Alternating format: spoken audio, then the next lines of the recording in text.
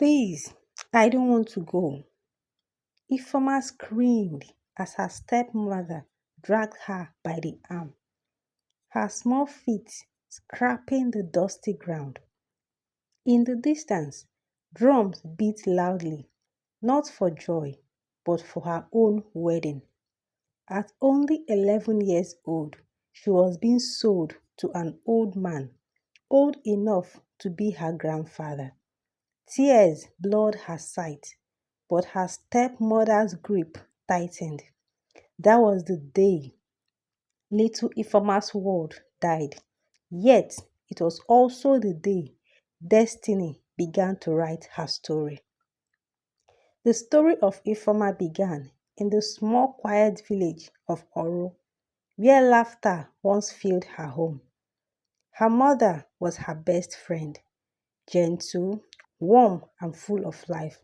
But sickness stole her away when Ifeoma was just 8 years old.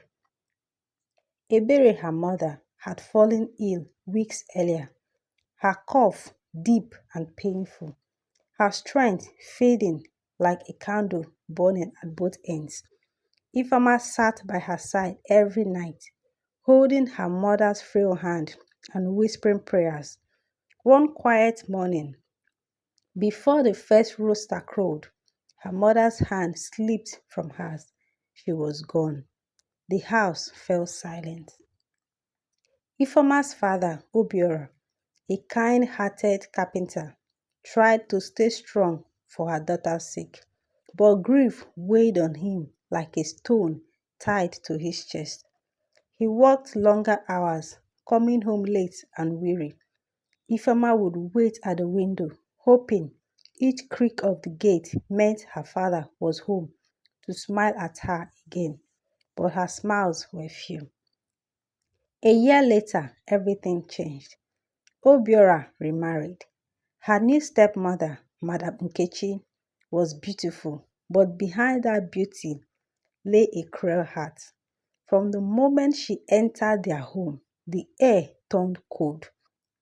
Her voice, sharp as a blade, filled the house with orders and insults. Lazy child, can't you do anything right?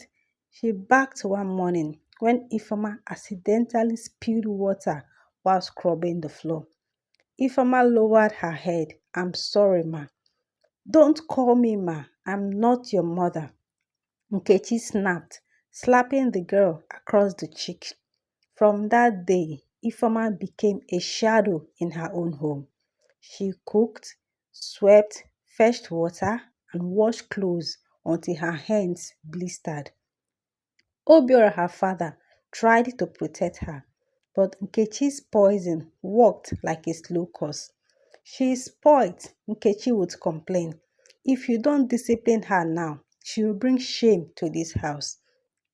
Her father sighed and turned away. He loved his daughter, but he was tired, worn down by grief and manipulation. Then tragedy struck again. When Ifeoma turned 11, tragedy struck again. Her father fell ill. The same strange cough that had taken her mother. Within weeks, her father was gone. The night he died, Ifeoma sat beside his bed, tears streaming down her face. Be strong, my daughter, he whispered weakly. God will not forget you. But as the grave swallowed his coffin, Ifeoma felt utterly alone. Nkechi's true nature unfolded like a storm. She sold most of Obiora's belongings, claiming she needed money for house expenses. She locked away Ifeoma's few possessions and made her sleep on a mat in the kitchen. The neighbors whispered, but no one dared to intervene. That woman is a snake, but they said behind closed doors. Months passed. Ifeoma grew thinner. Each morning, she woke before dawn, carried heavy firewood from the forest, fetched water from the stream, and cooked meals she was never allowed to eat. One evening, while sweeping the compound, she overheard voices in the sitting room. Nkechi was speaking to an older man Chief Oduka, a wealthy trader in his late 60s, known for his greed and temper. "She's ripe enough," Nkechi said in a low tone. "You will take good care of her. Just remember our agreement." Chief Oduka chuckled, his belly shaking. "Don't worry, you will get your reward." Ifeoma's broom fell from her hand, her heart pounding. She wanted to run, to scream, but fear froze her feet. 2 weeks later, Nkechi called her into the living room. "Pack your things," she said coolly. "Where are we going, ma?" "To your new home." My new home?" "Yes, you are getting married. Chief Oduka has agreed to take you as his wife." Ifeoma's lip trembled. But I'm only 11. Nkechi's slap came fast and hard. "You will do as I say. Do you think food falls from heaven? You are nothing but a burden. At least now you'll be useful." That night, Ifeoma cried until her eyes swelled up.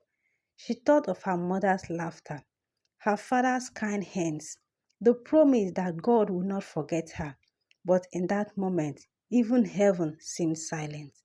The next morning, she was dressed in an oversized wrapper, her head covered with a veil. The villagers gathered, some shaking their heads in pity, others pretending not to see. Chief Oduka grinned proudly as he placed a bag of money at Nkechi's feet, the price for a child's life. As they walked towards Chief Oduka's compound, Ifeoma felt her world crumble. Each step felt like a chain dragging her into darkness. But fate had not finished with her story. That night, as the wedding drums faded, Ifeoma slipped out through the back gate, barefoot and trembling.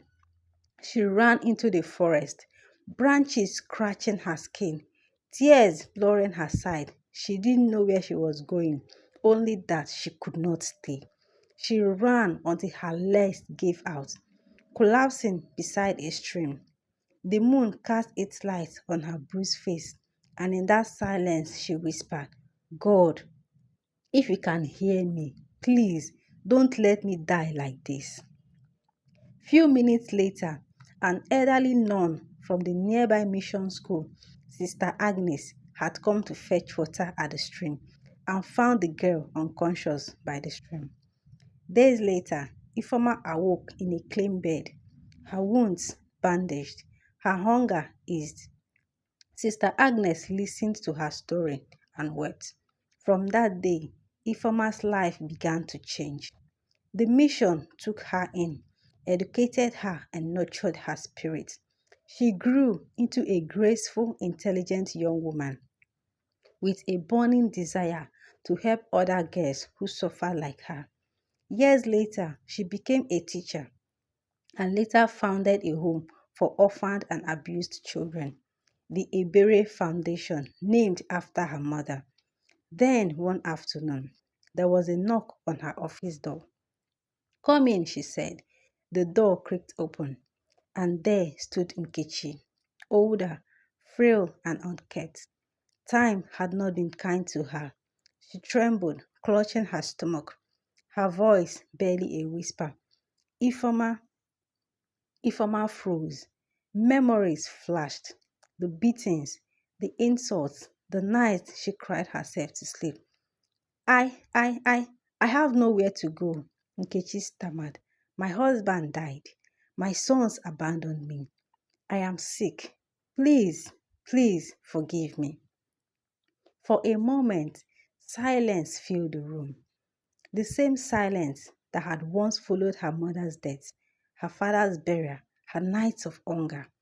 Then, slowly, Ifeoma rose from her seat, her eyes glistened, not with anger, but compassion.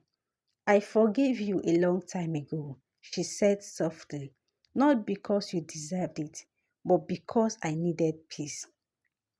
Tears streamed down Nkechi's face as her knees buckled. Ifeoma caught her before she fell. "You will stay here," Ifeoma said. "We will take care of you." That night, as Ifeoma walked through the dormitory, listening to the laughter of children she had rescued, In her heart, she heard her father's last words echo, God will not forget you. And indeed, he hadn't. The same hands that once wiped her tears now lifted others out of sorrow. And in that miracle of forgiveness, Ifeoma found her true victory. Moral: no matter how dark your journey seems, never lose faith. What feels like the end can become the beginning of your strength. Pain shapes warriors, not victims. Even when life buries you in pain, rise above it. Forgiveness doesn't mean weakness, it means freedom. Those who hurt you may one day need the forgiveness they once denied you. Thanks for watching. If this story touched you, give it a thumbs up and share it with your loved ones.